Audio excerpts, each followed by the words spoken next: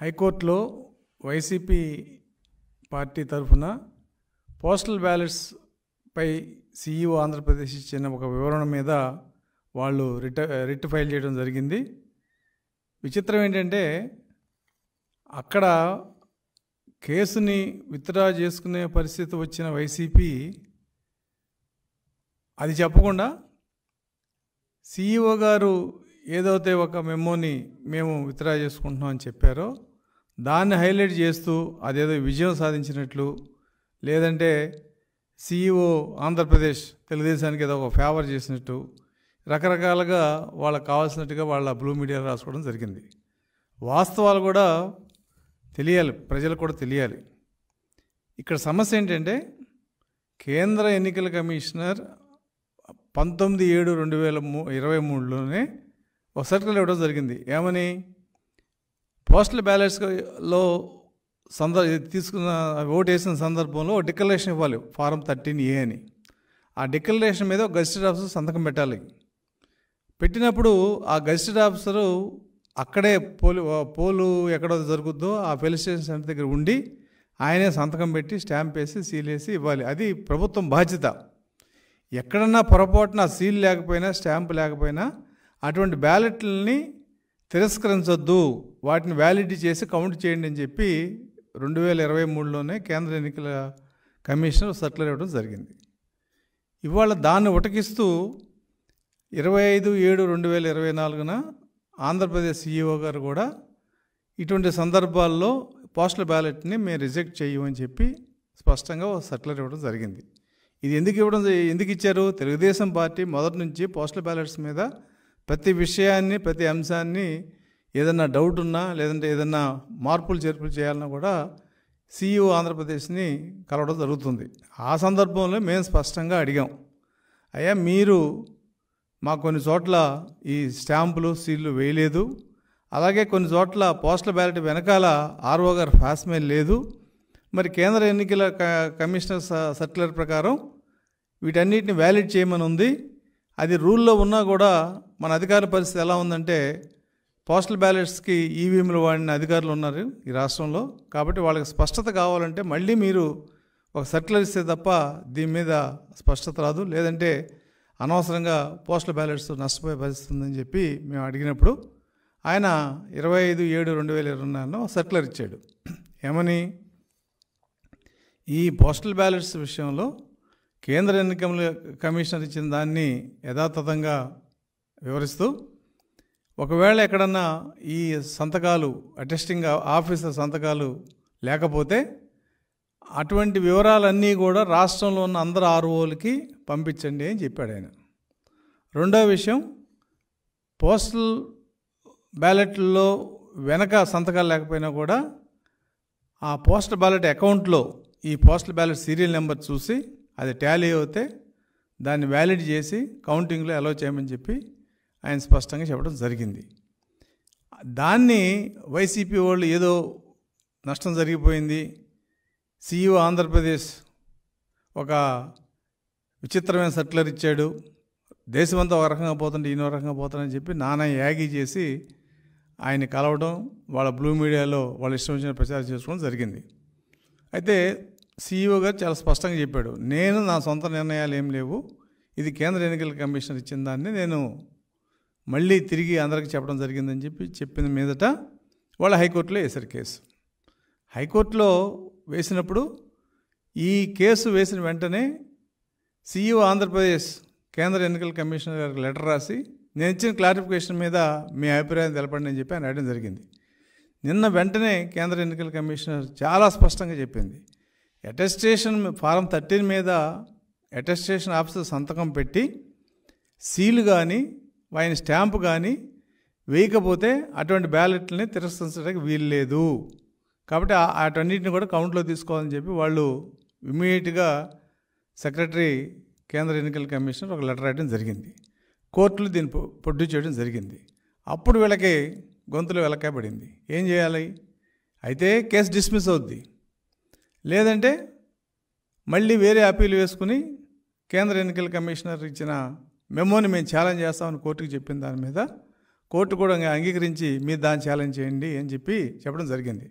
అయితే ఇక్కడ సిఇఓ ఆంధ్రప్రదేశ్ గారు ఏం చేశారంటే ఈ ఆర్ఓ ఎవరైతే ఉన్నారో వాళ్ళ దగ్గర అటెస్టేషన్ చేసిన అధికారి యొక్క వివరాలు రాష్ట్రంలో అందరు ఆర్ఓలకు పంపించండి అని చెప్పి ఒక చిన్న మెమో ఇచ్చాడు ఆయన 27/5/2024. ఈ మెమో అనేది ఒకవేళ పార్టీలకు అభ్యంతరకరం అయితే దాన్ని నేను విత్డ్రా చేసుకుంటున్నా అని చెప్పి కోర్టులో చెప్పడం జరిగింది. ఆయన పోస్టల్ బ్యాలెట్ మీద సంతకాల్లో ఉండి స్టాంప్ లేకపోయినా సీల్ లేకపోయినా వాటిని కౌంట్ చేయాలి అన్న దాని మీద ఎక్కడ వెనక తగ్గల. కేవలం అటెస్టింగ్ ఆఫీసర్ యొక్క వివరాలని రాష్ట్రం అంతా పంపించే విషయంలోనే అది మేము విత్డ్రా చేసుకుంటామని చెప్పడం జరిగింది. వైసీపీ వాళ్ళు ఏం చెప్తున్నారు, ఎన్నికల కమిషన్ విత్డ్రా చేసుకున్నాడు కాబట్టి కేంద్ర ఎన్నికల కమిషనర్ యొక్క మెమోని మేము ఛాలెంజ్ చేస్తామని చెప్పి నేను హైకోర్టులో అడగడం, రాత్రి 9 గంటలకు దాని మీద హైకోర్టు అనుమతి ఇవ్వటం, దాని మీద విచారణకి టీడీపీ కూడా ఇంప్లీడ్ అయిన దాని మీద ఇవాళ చీఫ్ జస్టిస్తో మాట్లాడి దాని మీద మరి ఎలాంటి ఏ కోర్టు ఎలా నిర్ణయం తీసుకోవాలనేది ఇవాళ నిర్ణయిస్తామని చెప్పి చెప్పడం జరిగింది. అయితే ఇక్కడ వైసీపీ వాళ్ళు చేసే దుష్ప్రచారం వెనక పల్లెటూరులో ఒక వ్యక్తి వచ్చి కుండ పగిలిపోయిందన్నా అంట. ఆ ఎన్నోడు కొండ పగిలిపోయిందని చెప్పి ఊరంతా చెప్పడం మొదలుపెట్టాడు. కొండ పగలటం ఏంటరా అని ఎన్నోడికి లేదు, చెప్పినోడికి లేదు.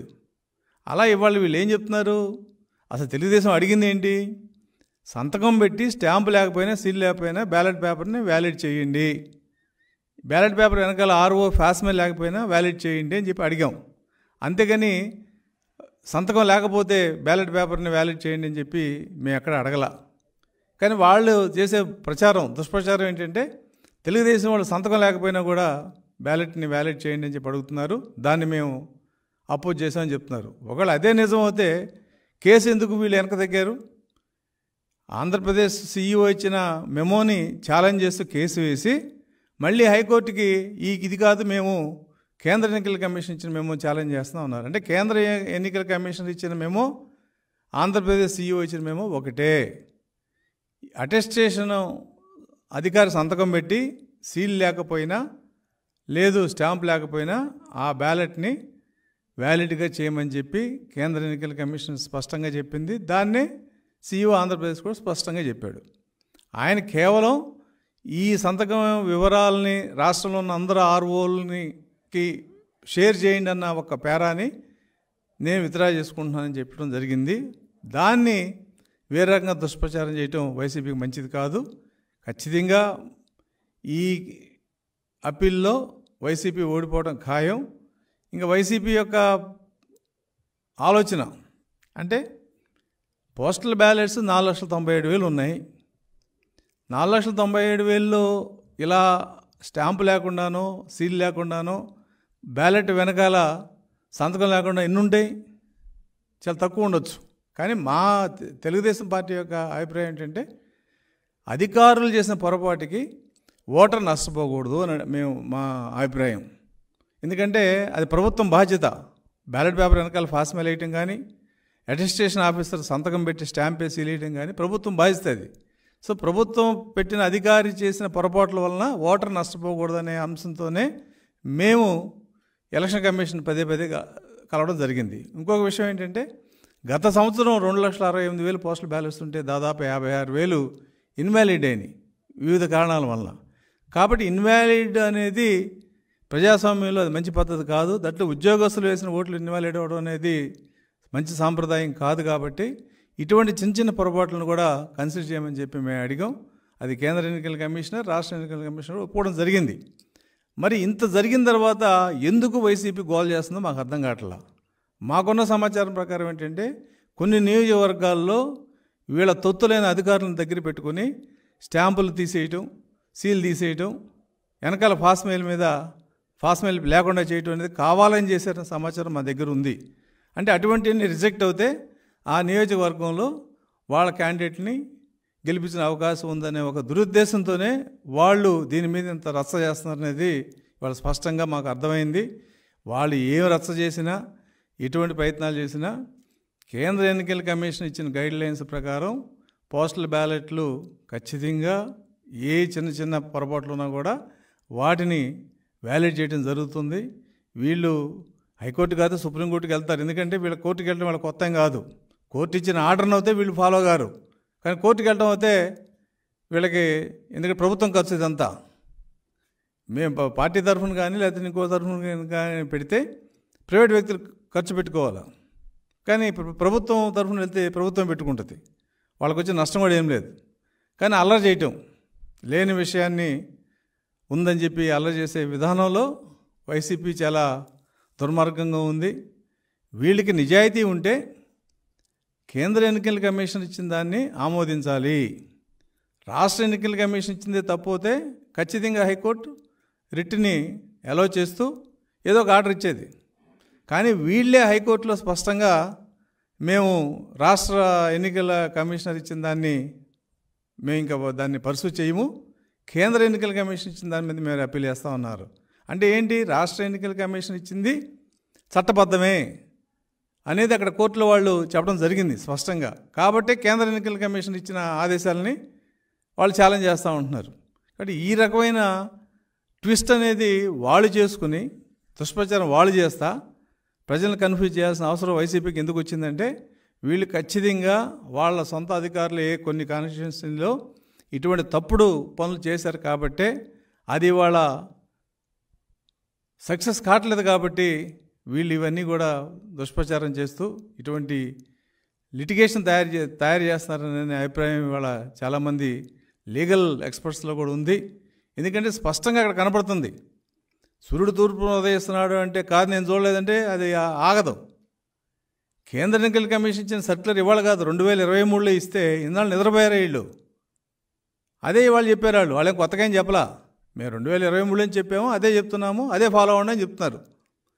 సీఈఓ ఆంధ్రప్రదేశ్ కూడా ఏం చెప్పాడు, కేంద్ర ఎన్నికల కమిషన్ ఏం చెప్పిందో మేము అదే ఫాలో అవుతా ఉన్నాడు.